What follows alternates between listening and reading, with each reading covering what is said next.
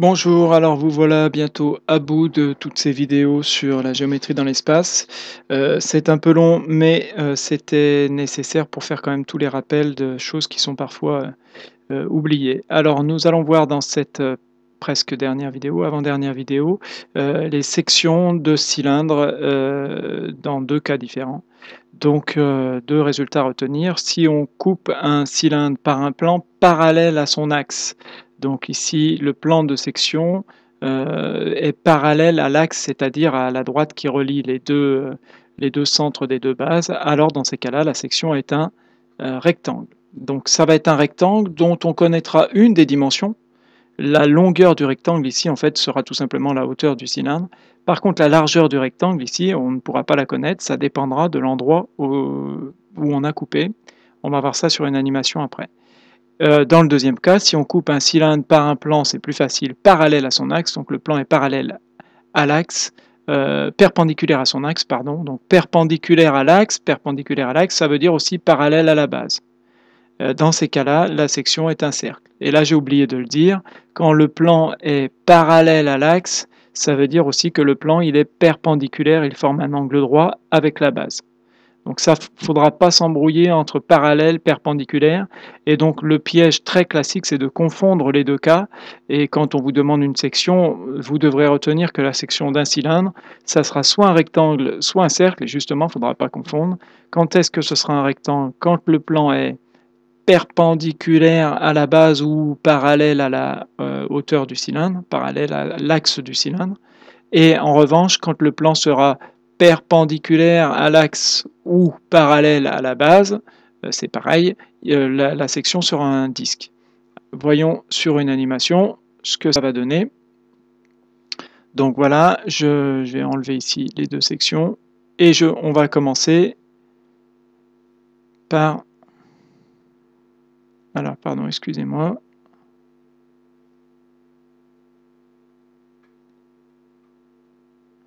Voilà. Alors, on va commencer par la section, par un plan qui est donc perpendiculaire à la base et donc parallèle à l'axe du cylindre. Donc voilà, je peux faire bouger ce plan pour bien que vous voyez qu'il est parallèle, ici on voit, à l'axe du cylindre. Voilà, on le voit bien parallèle. On voit bien que si on prolonge la droite qui est l'axe du cylindre et le plan, ils ne vont pas se couper, ils sont parallèles.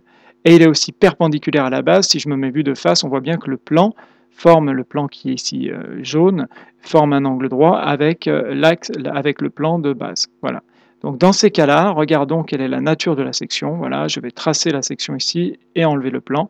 On voit bien que la section est un rectangle. Et si on se met vue de face, on voit bien que la section est un rectangle dont la longueur du rectangle, que l'on retrouve ici, la longueur du rectangle, est la même chose, est égale à la hauteur du cylindre.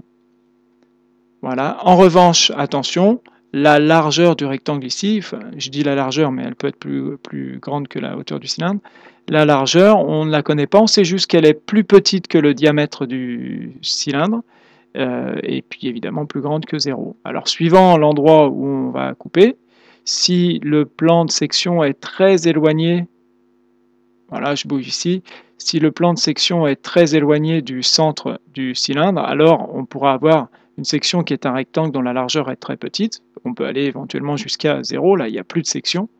Si par contre le plan de section passe exactement par le centre du cylindre, alors dans ces cas-là, ça veut dire que la largeur du rectangle est en fait le diamètre du cylindre. Donc dans ces cas-là, ce sera le cas particulier où la longueur est égale à la hauteur du cylindre et la largeur est égale au diamètre du cylindre. Mais c'est un cas particulier. Alors maintenant, étudions le deuxième cas. Voilà, donc j'enlève ma section. Et maintenant, si on coupe par un plan qui est cette fois-ci parallèle à la base, et donc perpendiculaire à la hauteur, on voit bien là que le plan gris est perpendiculaire à la hauteur, à l'axe du cylindre, et que par contre il est parallèle à la base, donc c'est la même chose. Et bien dans ces cas-là, on obtiendra une section qui est un cercle, et qui est un cercle dont le rayon est exactement le même que le rayon du cylindre. Donc ce cas-là est plus facile et plus évident que le cas précédent. Et surtout, les dimensions du cercle ne bougent pas, c'est-à-dire que si là maintenant je fais bouger le point à la hauteur à laquelle le plan coupe le cylindre, ça ne change pas les dimensions de la section.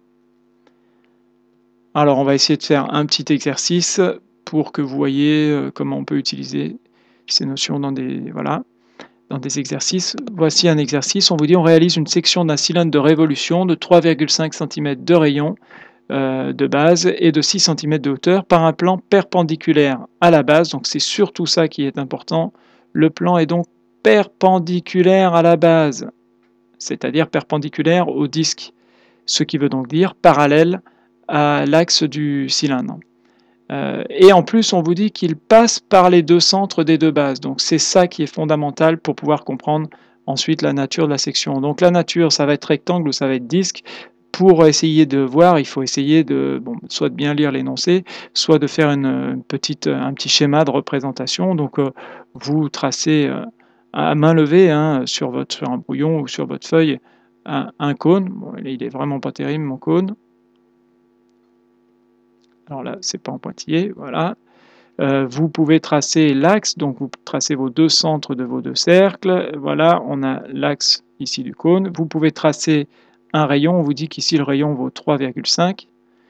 Et on vous dit qu'on va couper donc c'est très important, par un plan qui est perpendiculaire à la base, donc ça veut dire parallèle à l'axe. Et en plus, ça passe par les centres des deux bases, donc ce qu'il faut arriver à imaginer, c'est que la section va être évidemment un rectangle. On va couper par un plan ici, qui va passer par l'axe ici, voilà. Et donc notre section sera un rectangle. Alors là, je ne peux pas faire bouger la figure, évidemment. Et donc la nature de la section, vous pouvez compléter en mettant en petit a, la section est un rectangle.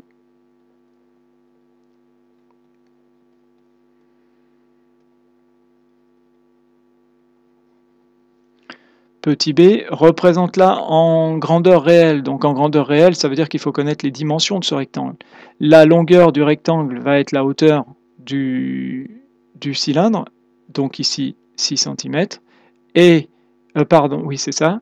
Et la largeur du rectangle va être égale au diamètre du cylindre. Et le diamètre du cylindre, attention, ça va être 3,5 x 2, c'est-à-dire 7. Donc là, ici, la mesure sera 7.